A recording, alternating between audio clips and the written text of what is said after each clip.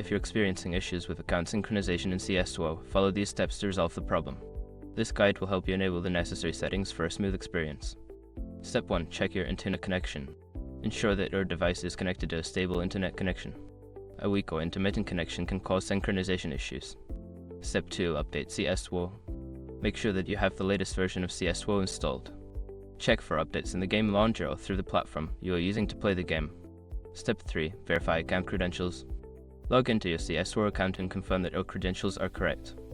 If you have forgotten your password, use the password recovery option to reset it. Step 4. Enable account sync settings. Navigate to the settings menu within CS2. Look for the account or synchronization settings and ensure that the account sync feature is enabled. Step 5. Restart the game. After making the necessary changes, restart CS2 to apply the new settings. This can help refresh the connection and resolve any lingering sync issues. By following these steps, you should be able to enable account synchronization in CS2 effectively. If problems persist, consider reaching out to customer support for further assistance.